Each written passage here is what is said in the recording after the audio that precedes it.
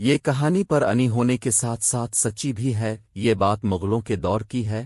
آخر چھوٹیے مغل بادشاہ بہادر شاہ ظفر کا ایک ہاتھی تھا، نام تھا اس کا مولا بخش۔ یہ ہاتھی اپنے مالک کا بے حد وفادار تھا۔ ہاتھی خاصا بوڑھ تھا مگر تھا بہت صحت مند۔ بہادر شاہ ظفر سے پہلے بھی کئی بادشاہوں کو سواری کروا چکا تھا۔ فطر تعیشر اور شوخ تھا، ہر وقت مست رہتا تھا، اپنے موت کے سوا کسی کو پاس نہ آنے دیتا تھا۔ یہ ہاتھی کھیلنے کا بڑا شیدائی تھا۔ قلعے کے قریب بچے اس کے گرد اکٹھے ہو جاتے تھے اور مولا بخش ان کے ساتھ ساتھ کھیلتا رہتا۔ پہلے بچے اسے کہتے کہ ایک ٹانگ اتے وہ الفاٹے لیتا، بچے کہتے ایک گھڑی یعنی ایک منت پوری ہونے سے پہلے نہ رکھنا۔ وہ ایک گھڑی یعنی ایک منٹ تک ایسے ہی رہتا، پھر بچے کہتے گھڑی پوری ہوئی تو وہ ٹانگ نیچے رکھ دیتا، پھر وہ مخصوص آواز نکالتا جس کا مطلب ہوتا کہ بچو اب تمہاری باری آئی۔ چنانچہ بچے اپنی ٹانگ الفاٹے لیتے، گھڑی پوری ہونے سے پہلے کوئی بچہ ٹانگ نیچے کرنے لگتا تو ہاتھی زور زور سے سر ہلاتا، یعنی ابھی گھڑی پوری نہیں ہوئی۔ غرض وہ بچوں کے ساتھ بہت خوش رہتا تھا، انہیں اپنی سونڈ سے گنے الفاٹے الفاٹے کر دیتا۔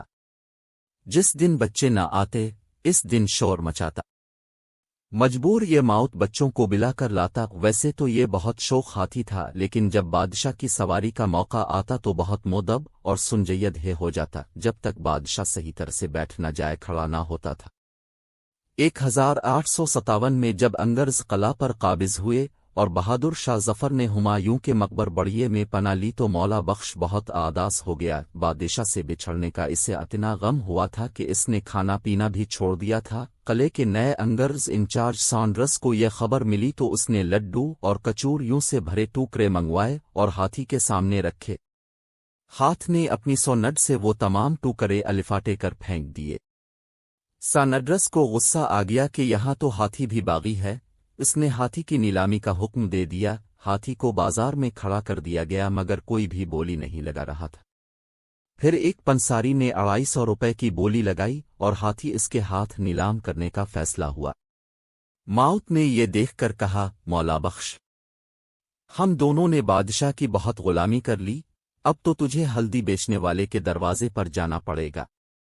یہ سننا تھا کہ ہاتھی ڈیم سے زمین پر گر الفور مر گیا۔ ہاتھی کی وفاداری کا یہ قصہ بہت انوکھا ہے۔